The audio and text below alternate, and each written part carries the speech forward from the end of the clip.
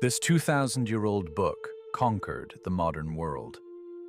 While the world looked forward to the age of gunpowder, Europe's greatest generals were secretly copying the tactics of the ancient Romans. We are told that the rise of the West was driven by innovation.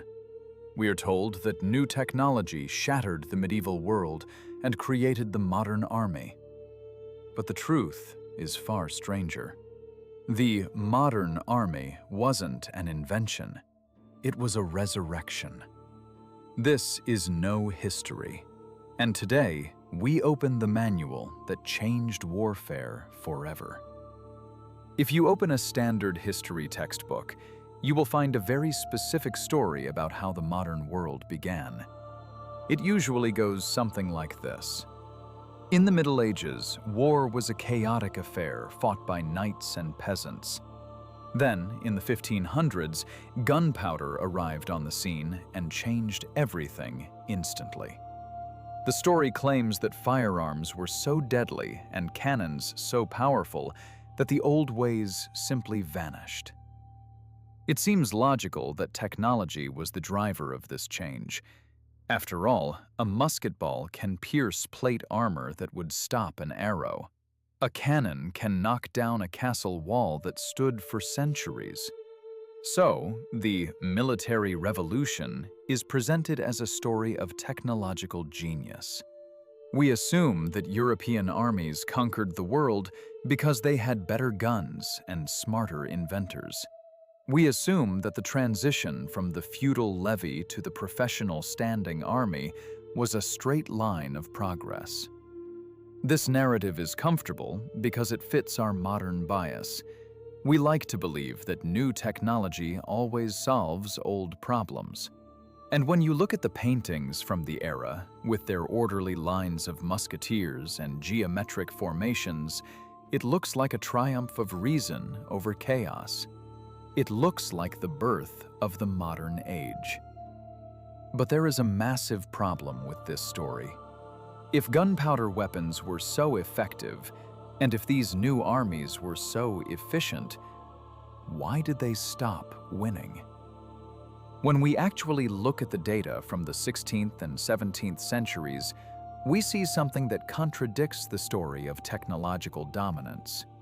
If the military revolution was about better weapons, wars should have become faster and more decisive. Instead, they became an agonizing, endless grind. The Spanish Army of Flanders, the most feared fighting force on Earth, didn't shrink because it became more efficient. It exploded in size. In the mid-1500s, as the conflict began, Spain maintained a total global force of about 20,000 soldiers. By the 1630s, that number had skyrocketed to nearly 90,000 in the Low Countries alone, part of a global Spanish force numbering nearly 300,000. That is a 1,400% increase. Think about that for a second. If you invent a better machine, you usually need fewer workers to do the job.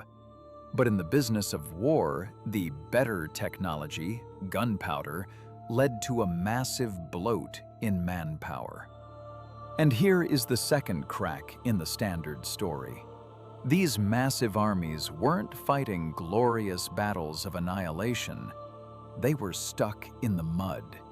For decades, the conflict devolved into a geographic stalemate, a war of 1,000 sieges, where major cities were traded back and forth over mere miles of territory. Generals weren't using their revolutionary tactics to win victories. They were using them to survive a stalemate. This wasn't a revolution of efficiency. It was an arms race of scale. So, if the technology didn't make war faster or easier, what was actually happening? To understand why armies suddenly grew to the size of cities, we have to look at the argument that started this whole debate. It began in 1955 with a historian named Michael Roberts. And his discovery leads us straight back to that 2,000-year-old book. In 1955, Michael Roberts stood before an audience at Queen's University, Belfast, and delivered a lecture that would define military history for the next 70 years. He argued that between 1560 and 1660, a fundamental shift occurred that broke the medieval mold. Roberts claimed that the key wasn't just the gun itself, but how the gun was used. He pointed to a Dutch nobleman named Maurice of Nassau. Maurice faced a terrifying problem. He was fighting the Spanish Empire, the superpower of the age, with a ragtag army of rebels. He couldn't outspend them, and he couldn't outnumber them. So, he decided to out-discipline them. Maurice needed a way to make his musketeers fire continuously, maintaining a rolling barrage that would never stop. But there was no manual for this in 1590. So, Maurice did something incredible. He didn't look forward to the future. He looked backward. He and his cousins translated the works of Aelian, a Greek tactician who wrote for the Roman Emperor Trajan. They found a maneuver called the countermarch. The Romans used it with javelins and slings. Maurice realized he could use the exact same motion with muskets. Front rank fires, turns right, marches to the back to reload. Second rank steps up, fires. This turned the army into a machine. But to make this work, soldiers had to be drilled relentlessly. They lost their individuality and became standardized parts of a greater whole. This was Roberts' military revolution: drill, discipline, and the professionalization of the soldier. But decades later, another historian named Geoffrey Parker looked at this theory and found a hole in it. Parker argued that drill was important, yes, but it didn't explain the massive increase in army size. You don't need 300,000 men to perform a countermarch. Parker argued that the real driver wasn't the soldiers, it was the walls. In the 1500s, Italian engineers figured out how to beat the cannon. They stopped building high, they started building low and thick. They used geometry to create killing zones where no enemy could survive. These star forts were nearly impossible to storm, so generals couldn't attack them. They had to starve them out. But starving out a city takes months, sometimes years, and to encircle a massive star fort, you need a massive ring of soldiers. And then you need another ring of soldiers to protect the first ring from an enemy relief army. This is why the armies grew. It wasn't because they wanted to be big. It was because the geometry of the star fort gave them no choice. This brings us to the deepest layer of the investigation. If you have 300,000 men sitting in a muddy trench for a year, you have a logistical nightmare. You need to feed them, clothe them, and pay them, or they will mutiny. To manage this, governments had to create massive bureaucracies. They had to tax their populations like never before.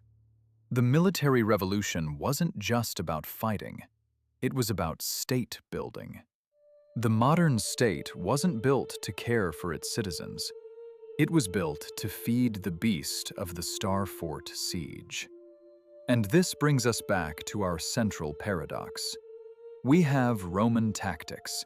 We have Italian geometry. We have Spanish gold. But when you put them all together, you get a revelation that changes how we view the rise of the West. The revelation is that the modern army was actually a zombie. We tend to think of the military revolution as a leap forward into the future. But Maurice of Nassau and his contemporaries were desperately trying to recreate the past. They didn't use Roman drill because they loved antiquity. They used it because it was the only way to control the massive, unruly mobs of men required by the Star Fort trap. The modern world didn't conquer the globe because it had better ideas. It conquered the globe because it was forced into a pressure cooker of competition that no other civilization faced. The Star Fort created a stalemate that could only be broken by massive scale. Massive scale required massive bureaucracy, and massive bureaucracy created the power to project force across oceans. Europeans became masters of logistics not because they were smarter, but because the geometry of their own defenses gave them no other choice. The 2,000-year-old book didn't just teach them how to march. It taught them how to turn men into a machine that could eat the world. This reframes the entire story of the West versus the rest. For a long time, historians asked, why didn't Asia have a military revolution? The answer isn't that they couldn't, it's that they didn't need to. The Mughal and Ottoman empires were so powerful, their cannons so massive, that they didn't face the same existential deadlock. The trace Italienne was far less prevalent in their heartlands, meaning they didn't face the same geographic pressure to expand their armies to such extreme scales just to survive. They dominated without the desperate innovations of the Europeans. This reminds us that innovation is often the child of desperation, not superiority. The systems that allowed Europe to colonize the world, the drill, the tax state, the logistics, were born from a century of failure to break their own walls. And that leads us to a final, uncomfortable truth. The efficiency we admire in modern history was forged in the misery of the trenches. This story reminds us that sometimes looking backward is the only way to move forward. But the Roman manual isn't the only ancient secret that built the modern world. I'm here to help you know the battles history forgot. What other ancient tactic do you think is still being used today? Tell me in the comments. See you on the next battlefield.